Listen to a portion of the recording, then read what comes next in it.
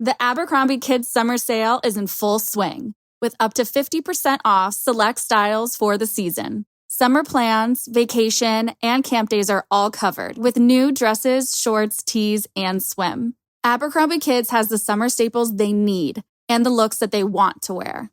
Shop in-store, online, or in the app. Offer applies to select styles as indicated. Discount applied at checkout online. Welcome to the Superhero Leadership Podcast, hosted by former CEO of Marvel Entertainment, Peter Cuneo. Listen as he explores outstanding leadership through the lens of successful superhero leaders. Here's your host, Peter Cuneo. My guest today is Colonel Jack Jacobs, a true American hero and a man of extraordinary accomplishments across military, academic, financial, and media landscapes. Born in Brooklyn, New York, Colonel Jacobs earned both his bachelor's and master's degrees from Rutgers before entering the U.S. Army through ROTC in 1966. Over a distinguished military career, he served in Vietnam twice as an advisor to Vietnamese infantry battalions, earning 2 Purple Hearts, 3 Bronze Stars, the Legion of Merit, 2 Silver Stars, and the Medal of Honor, our nation's highest combat decoration. After retiring as a colonel in 1987, he transitioned seamlessly into business, becoming a pioneer developing new ways of packaging and selling debt, managing billions in hedge funds, and later investing in global real estate. A published author, a dedicated educator, and a trusted voice on national security and leadership, Colonel Jacobs brings a wealth of perspective that spans the battlefield to the boardroom. It's a great honor to welcome him to our show. I'm going to read your citation, or an excerpt from your citation for the Medal of Honor. And it's something I just wrote up, but it'll be pretty close to reality. Although wounded by mortar fragments to the head and arms, Jack Jacobs took command of the company and ordered withdrawal to a more secure position. Jack was advising a unit of the South Vietnamese army, and the commander of that army had been injured and wounded, and so Jack had to basically take command.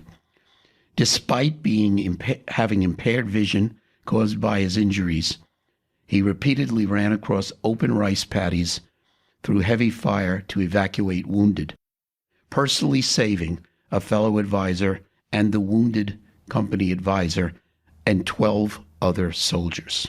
3 times during these trips, he encountered Viet Cong squads, which he simply handled and dispersed.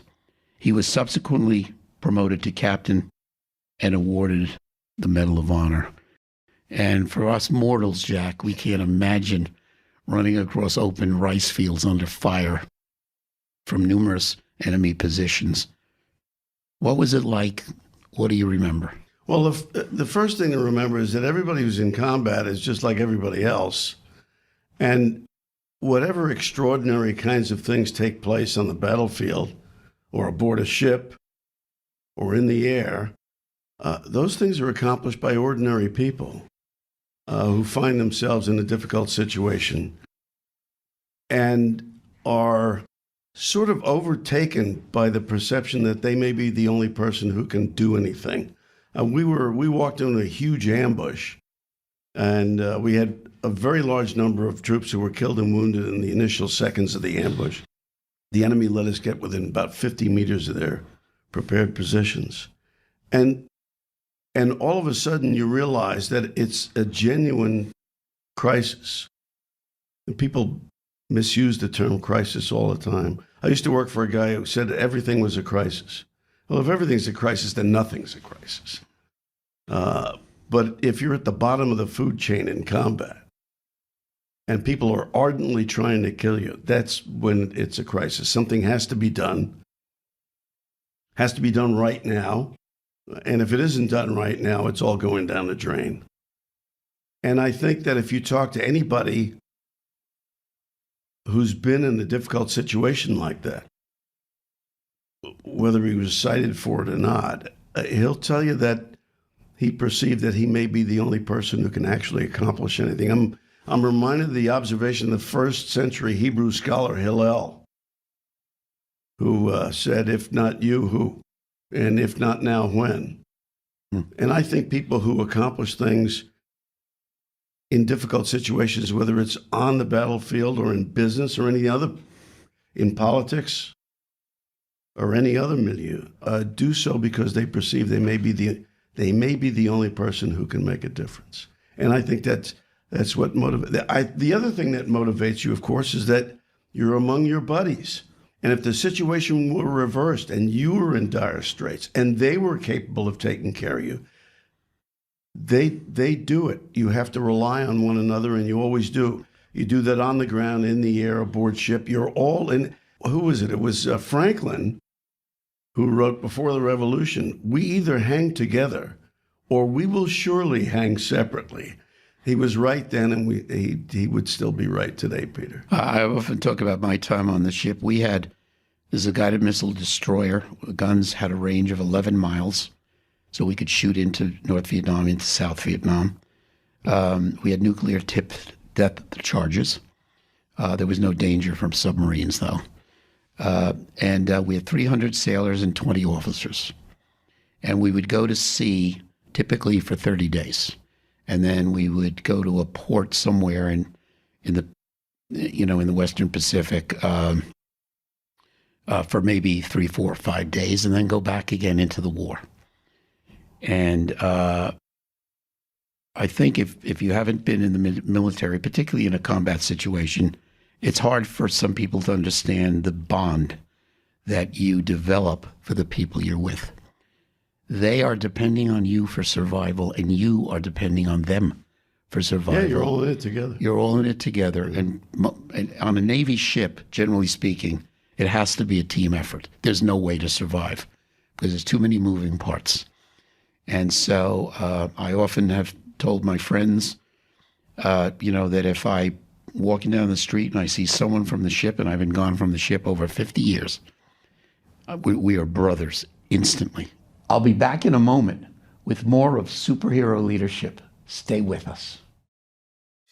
Hey, it's Paris. You know I love sparkly things, right? Like stars. Duh. And thanks to Hilton and AutoCamp, I just slept under them. Picture me, serving looks by the fire outside my luxurious Airstream, making s'mores with the kids, while a national park is our backdrop. The great outdoors meets Hilton hospitality. That's hot. Explore all the new ways to stay at Hilton.com. Hilton for the stay. Jack, you went back. You went back 3 or 4 years later. Why did you go back? Well, I ought to start off by saying that I was originally going to come in the Army and serve my 3 years, which was my obligation and get out. I just wanted to do my bit and then go to law school or something like that. And I stayed because I really loved the people, and I didn't want to, I missed them, and I didn't want to leave them. And today when people ask me, what do I miss most about the Army? I mean, I went to the Army almost 60 years ago. It's the people, and I always feel better when I'm around people in uniform or people who have served in uniform. So I stayed. But the reason I went back to Vietnam was a little bit more prosaic than that. The Army had sent me to graduate school after going to the infantry officers advanced course. And I got out in 70, and then went to graduate school from 70 to 72. And my utilization assignment after graduate school was to go teach at West Point. So I called up my officer assignment guy and said, okay, I'm ready to go to West Point. He said, they don't want you now until 73. What am I going to do for a year? Well, you're going on a short tour, which means a 1-year tour unaccompanied by family. I had a wife and 2 kids. I said, well, where is that? They said, Korea. Korea? I don't want to go to Korea. It's too cold. I mean, in retrospect, it's warmer than New Jersey in Korea, but in any case, I didn't want to go. They said, we argued left and right, and I said, I want to go back to Vietnam. You can't go back. You're not allowed to go back to Vietnam because you're a Medal of Honor recipient, and we don't want Medal of Honor recipients to get killed and captured and all that stuff. But I had in the back of my mind the notion that if I went to Vietnam, I'd get $1 a day family separation allowance plus $65 a month combat pay. I mean, do the math. That's almost, it's more than $25 a week more than I was making. I think I was making $300 a month at the time as a captain in the Army.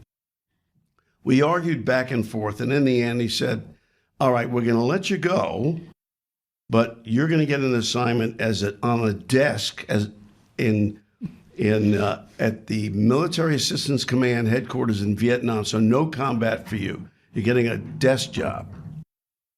You bet. I got there to Camp Alpha, picked up the phone, I called the Airborne Advisory Team, and got Sergeant First Class Rick Biondo from Aliquippa, Pennsylvania, or someplace similar. I said, let me talk to the senior advisor, who was a colonel. Not here. Deputy, not here. Admin officer, not here. I said, where is everybody? They're all the way up north where you were fighting, Peter. You're all the way up north, taking back Quang Tri province after the Easter offensive. He said, what do you want, by the way? I said, well, I want to come to the team. By the way, if you're in an airborne slot, not only do you get that extra $25 a week, but you get paid $110 a month. What is that? Another $26 a week. Airborne pay. I'd be rolling in it, which wasn't even a lot of money back in those days. Nevertheless, he says, well, I tell you what, and you can't get away with this now because, they got a picture of your retina and they know exactly who you are and where you are. He said, give me your name, rank, and service number. He says, I've got a friend in orders section. I'll just have your orders changed. In 2 hours, I'll be there to Camp Alpha to pick you up. And he got my orders changed, collected me at Camp Alpha. We went to Tan Son Nhut Air Base, got on a C-123 piloted by Vietnamese pilots and flew up to Hue Phu Bai Airport. And I was on my way to being senior advisor of the 1st Airborne Battalion. And the Army did not know anything at all about this. And when they did find out about it, they were mightily discomfited. They were not very happy about it. By then it was too late. Right. You asked for forgiveness, right? Asked for forgiveness and not permission. That's right, yeah. Jack, we one of the themes we do have here that we see both with our guests and also when we look at some very famous individuals historically, we see that there's some very interesting things about how they were raised, how they grew up, starting from a very young age. That this was somehow a predictor or certainly led them to think about or planted seeds about leadership, a life of leadership. Did you ever think about your growing up and maybe, this particular experience I had was interesting to me and I, led to thinking about leadership? Or was it just an adventure like I grew up, we both grew up in a melting pot of New York City. Right. So very diverse. Yeah. So I always credit that for some of my whatever skills I have in leadership, just because I had to deal with people all the way through high school. Very diverse group. My high school, there were 4,000 students. Mine too. Okay, 1,000 in my graduating class, but we all got along. As I said, there was a mixed group completely. And but I started to learn, looking back now, I was learning the instincts. Leadership is learned instincts, Jack. I don't believe there's such a thing as he or she is a born leader. I think we learn leadership and the instincts, the behaviors, the philosophies, the emotional reactions of leadership through our experiences in life. Well, I think it's an art, it's an art that can be learned. Yeah, I agree and it's all based primarily on face-to-face interactions with other human beings. Yeah, that's why I think we're making a big mistake not being face-to-face all the time, because that's how you pick up cues by talking to people, and if you're at some remote distance, and you have no human interaction, it's very difficult otherwise. Well, our way we grew up, everything was face-to-face. We'll continue our conversation with Colonel Jacobs right after this short break.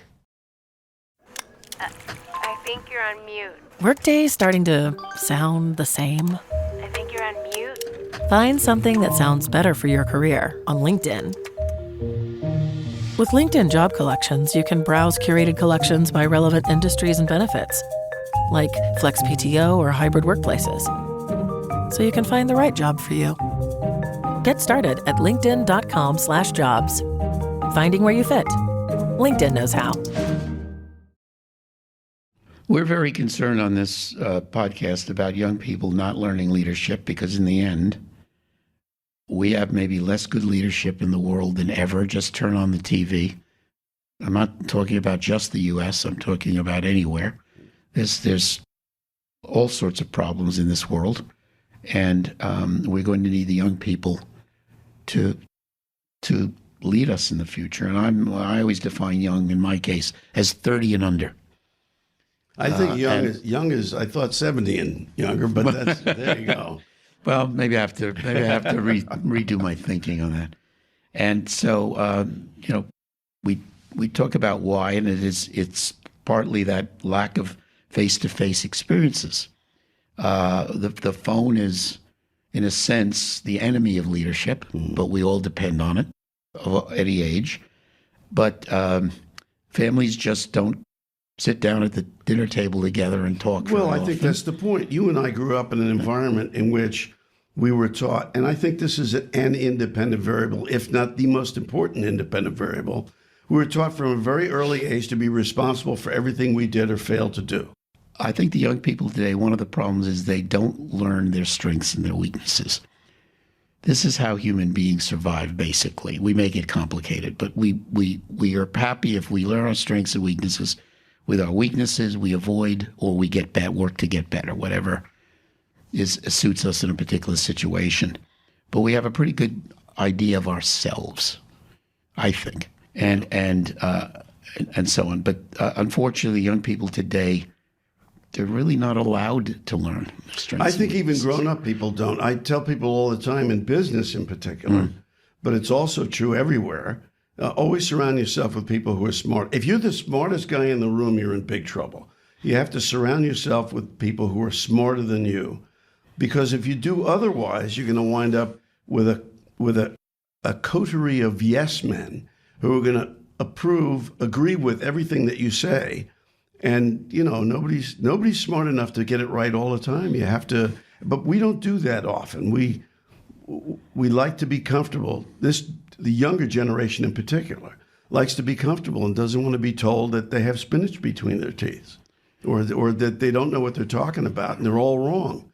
The only way we're going to get it right is if you have a bunch of people telling you you're wrong when you're wrong. I've been doing speeches around the world on leadership for 20 plus years, and I have a list of things that I recommend for young people today to learn leadership. You wouldn't be surprised by the list, Jack. It's about 50, but most of them are all about interfacing with other human beings. And I think that there's a couple that I used to get a reaction from the audience. It was like, I could read the audience, 200 people shaking their head, no, you're crazy, Cuneo, when you say this. But today, not so much.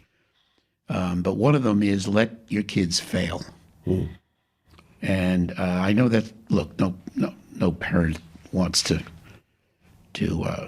see their kids fail or unhappy. I get that, but it's really part of growing up and surviving in the world. Well, that's how you learn. We all agree that we learn much more from our failures than our successes. All true. Jack, I've had a few successes in my life. I barely can remember any details, really. But my failures, I remember every gory aspect very instructive of them. Yeah, I'm not doing that absolutely. again. Yeah, I think it just requires you to be honest with yourself, though. Unfortunately, some human beings just can't get over the hump to be honest with themselves about failure. It wasn't someone else's fault. It wasn't this thing we call bad luck. You did it. You blew it. Yeah, if you're a victim all the time, you learn nothing. Yeah, exactly.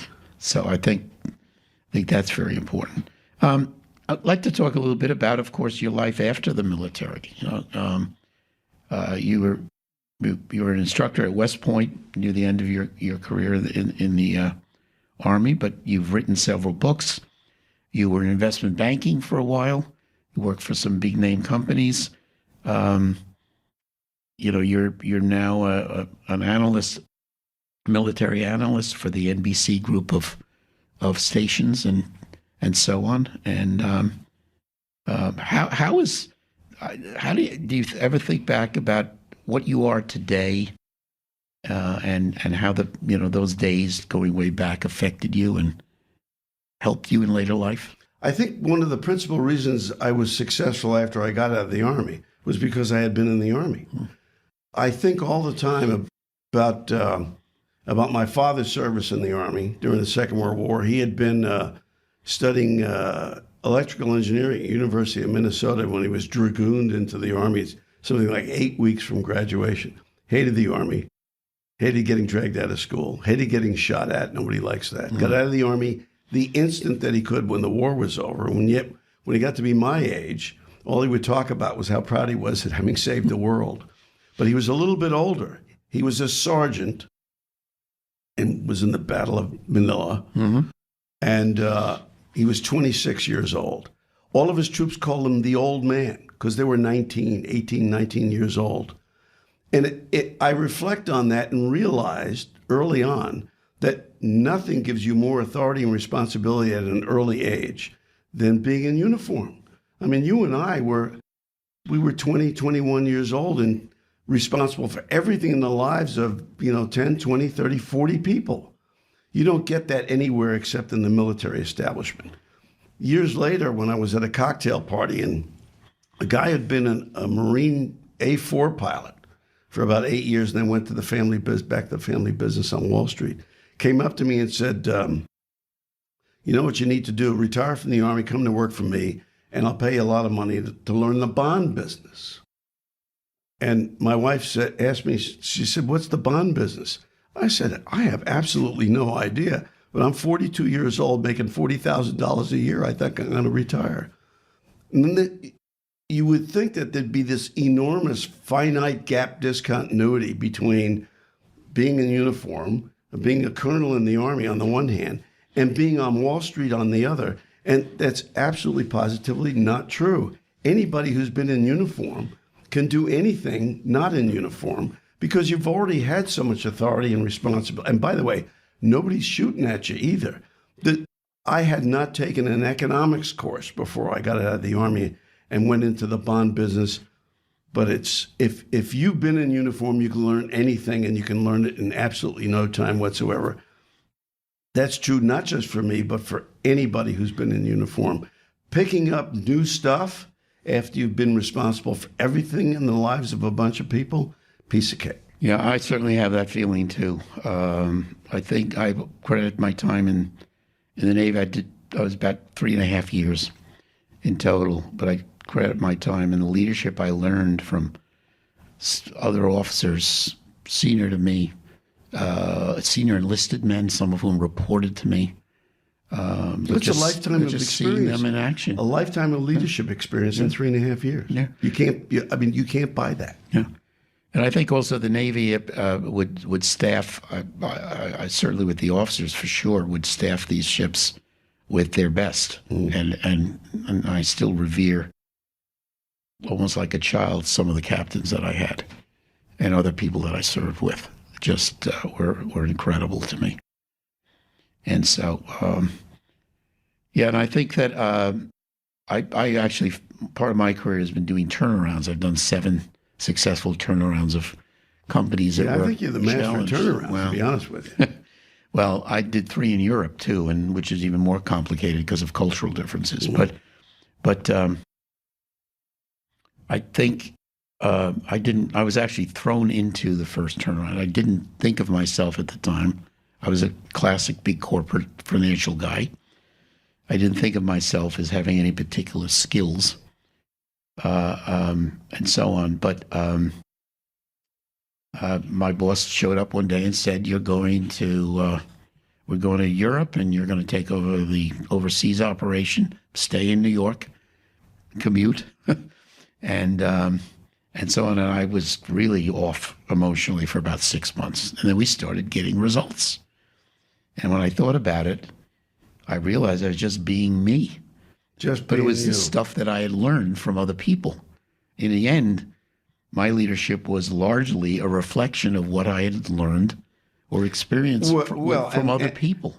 And what worked and what didn't work. And I think you said something really important, and integrating that into being yourself. I get, and a lot of people who've been in leadership positions get asked all the time by young people, can you give me one bit of advice? And other than being technically and tactically proficient and all the rest of that, I mean, you got to know your craft. Mm-hmm. The most important thing is something that I got from reading, of all people, Oscar Wilde, who once wrote, when he was asked the same thing, give me one bit of leadership advice, he wrote, be yourself. Everybody else is already taken. You can pick up techniques from other leaders you admire. And you can pick up bits and pieces but you've got to integrate it into your own personality.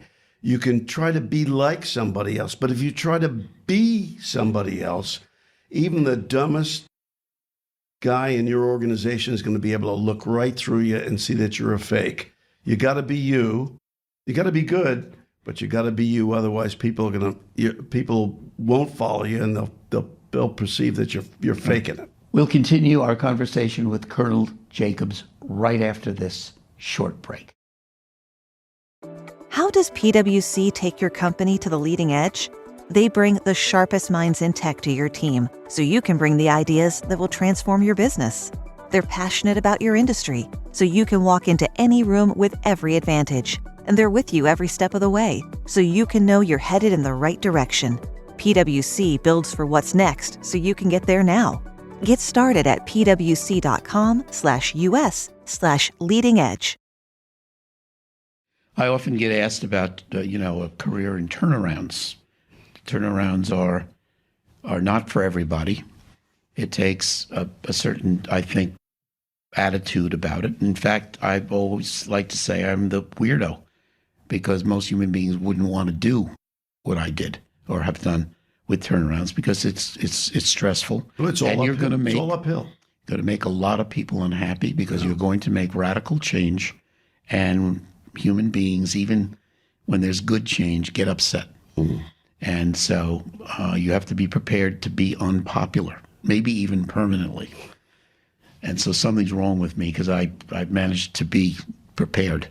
But I was thrown into the first one, and I think it has to do, again, to my time in the war. Big problems, but doing turnarounds, no one was going to die. I mean, I often would have that thought when things weren't looking so good, or because most of the turnarounds, the first 6 months, I was convinced I had made a career blunder. And then things started to go right, and they all worked out. But I think that my time in the Navy actually prepared me for that kind of career. Even though I was thrown into it, I had no idea I would be good at it. Today, you're on TV quite often.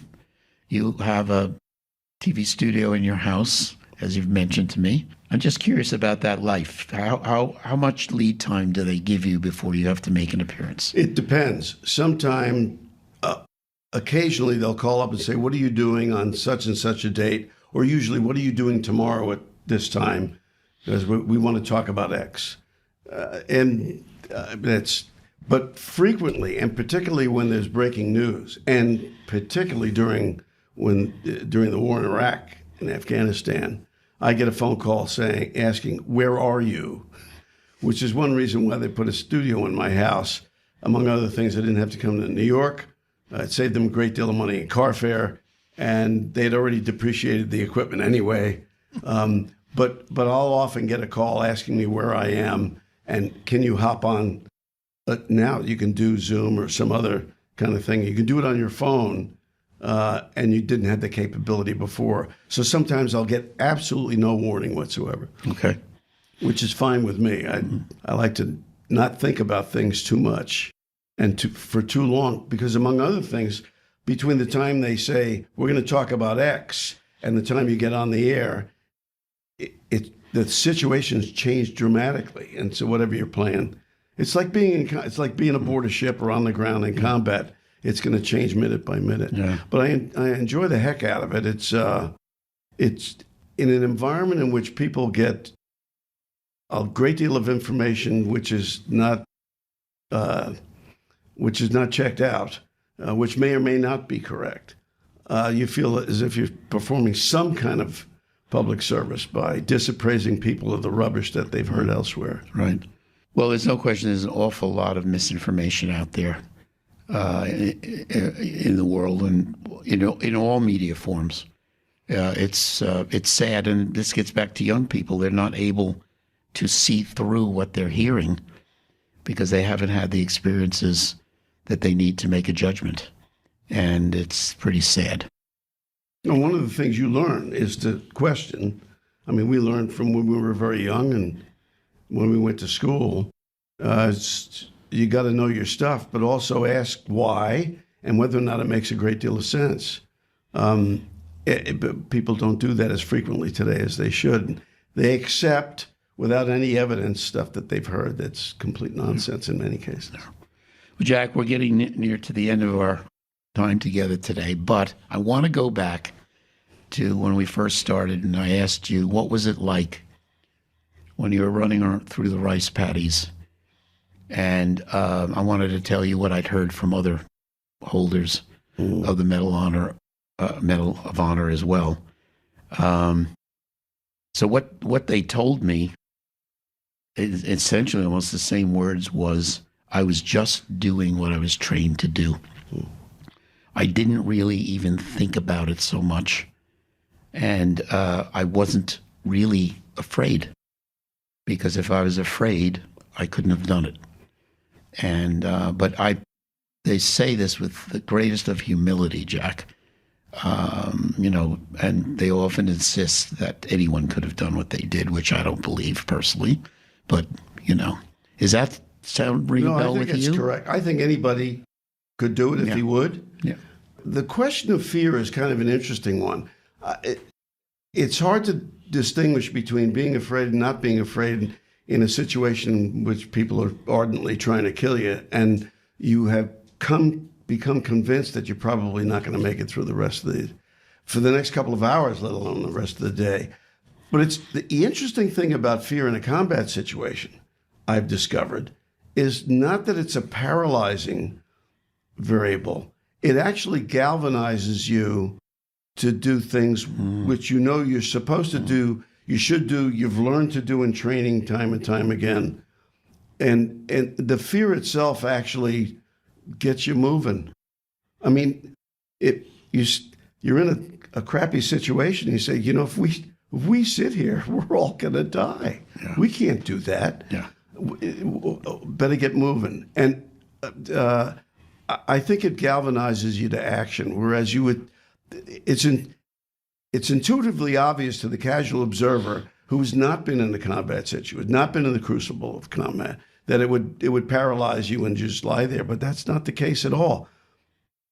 Every recipient you talk to, whether it's of the Medal of Honor or any other valorous award, will tell you the same thing, that there were many valorous people that day. They saw it every day, and it's because they were motivated by the situation to do what they had to do, what they were trained to do, what they knew they had to do. Otherwise, the situation would be much worse. It's that your training and the love of your comrades which get you moving. I understand. Just final question.